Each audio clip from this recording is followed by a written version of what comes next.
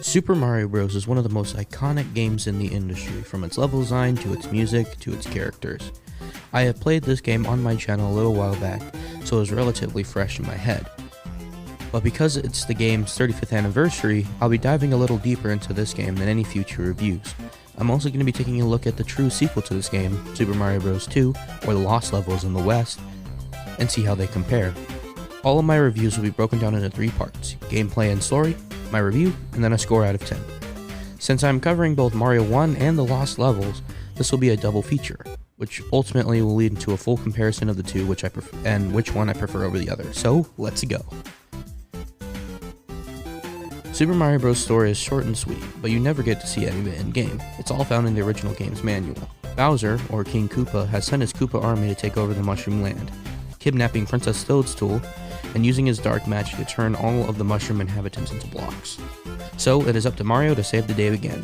Although this isn't Mario's first rodeo, he had battled giant and small apes and cleaned out the Metro Kingdom's sewers of Koopas and Sidesteppers. Mario should be a seasoned veteran at this point, but this is a whole new world for Mario. He hasn't seen the Mushroom Land before, so it's time to explore. Mario has his usual moves. He can jump, run, and stomp on enemies. He has access to 3 power-ups: a Super Mushroom turning him into Super Mario and giving him an extra hit, the Fire Flower giving him the ability to shoot fireballs, and the Superstar making him invincible for a short time. Mario will have to face a variety of enemies on his journey: Goombas, Koopas, Koopa Paratroopas with red and green variants, Fuzzy Beetles, Lakitus, Spinies, Piranha Plants, Bullet Bills, Bullet Bill Blasters, Cheep Cheeps, Bloopers, Hammer Bros, otherwise known as the bane of everyone's existence, Lava Bubbles, and Fire Bros. Mario can also find cool secrets along the way: coins, 1-ups, coin havens, warp zones to take him ahead in worlds. Speaking of worlds, Mario has 8 worlds to explore, each having 4 levels, and some each looping over. Mario can find himself in the rolling hills of each season, underground, underwater, or even in the sky. But every 4th level is special. These are castles where Mario can find lava ready to burn him. Here, he finds Bowser. Well, sort of. This is his clone. Using his dark magic, he made some of his troops look like him, so Mario is fooled. But come World 8, this is the true him, and once defeated, Mario can save the day once again. Bowser's attacks are simple. He shoots fire bars from a long distance, can jump, and sometimes shoot hammers like the Hammer Bros. And, once defeated with an axe, Princess and all the Toads have been saved. Then, Mario can take on a new quest. After completing the game, you get to play the game again, except choose which world you want to go to. Sort of. Each level is slightly different and the enemy speeds are faster and the Goombas are replaced by Buzzy Beetles. Mario's true reward comes soon. Mario 1 is super iconic in the gaming industry. When you're making a game, it's hard not to take ideas from it. Level design in all Mario games are perfect to a T. For instance, in level 1-1, you start off on a blank screen with just you and Mario. This gives you a chance to get acquainted with the controls. Soon, a Goomba shows up. What do? So you try running into it, you die. But you try again. This time you stomp on it and it works. Soon, you'll see a block formation, so you jump up and hit them. Boom, a mushroom. Now you try to stomp on it, but you realize it helps you, and it turns you big. Coins are a big part too. Coins will lead you to where secrets are or how to jump a gap. Every enemy placement, every coin placement, every Bowser feels integral to the whole level design structure, and they're a lot of fun to boot. Now I want you to throw that out the window when we talk about the Lost Levels. Oh boy, its music is so good. Composed by Koji Kondo, Mario's level scenes are not only good and iconic, but also just as important to the level design as the Koopa is. The world theme starts off with the da-da-da-da-da-da rift. That says it is uncertain, but I know we can do it. Let's go. It tells a story. With the Superstar, I want to run around and rack up points, and the music makes me feel.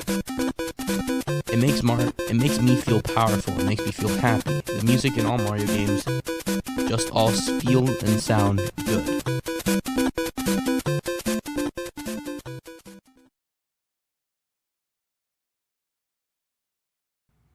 Now let's move over to Mario 2. Bowser is at it again, but this time he feels like being an asshole. In Super Mario Bros. 2, I want you to take everything I just said about Mario 1 and throw it out the window. Mario 2 is a representation of pain. If you didn't know, Super Mario Bros. 2 was released in Japan and was ready to start selling overseas when one man said, "This is too hard," and Nintendo said, "Okay, we won't sell it then." So they gave us this. Years later, in Super Mario All-Stars, we finally got the game that we've been waiting for. But was it really worth it? I'll tell you right now, the answer is no. If you haven't played Mario 2, take Mario 1, make it 10, no, 1,000 times harder. There are now texture changes, poison mushrooms, required Koopa jumps, wind, super springs, and a lot more Hammer Brothers, flying bloopers, faster piranha plants, and 10 more worlds after World 8. If you're playing the original game, you have to beat the entire game without using warps to unlock World 9, otherwise known as Fantasyland. But to unlock Worlds A through D, you have to beat the game 8 times without using warps. Are you freaking kidding me?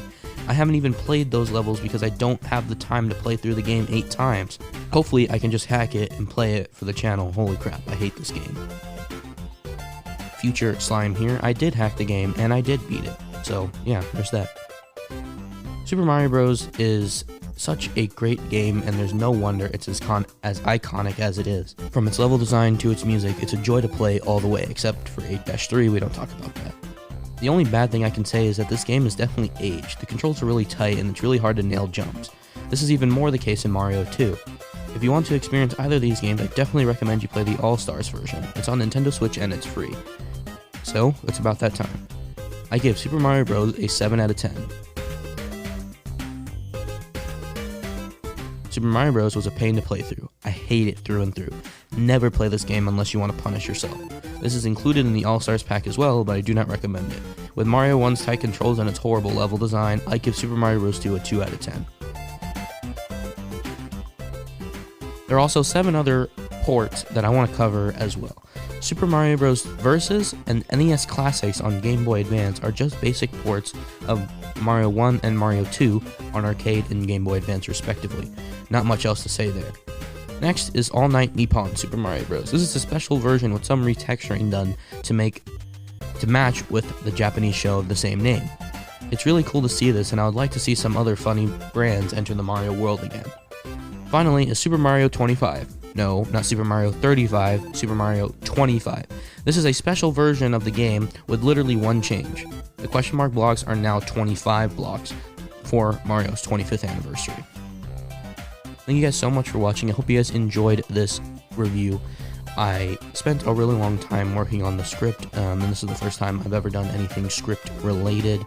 And I also wanted to make note that I'm not really sure what I'm doing with reviews right now. I know this video alone took a long time to make. It was supposed to come out like a year ago, and again, like I said, I don't know what I'm doing in terms of reviews. There's many different types of reviews out there: journalistic reviews, creative reviews, dunk views. There's tons of different types of reviews, and in order to really get your ideas out there, you have to add some kind of creative element to it or somehow make it unique. So for right now, I just sort of stated my ideas. I don't know how far this will go. However,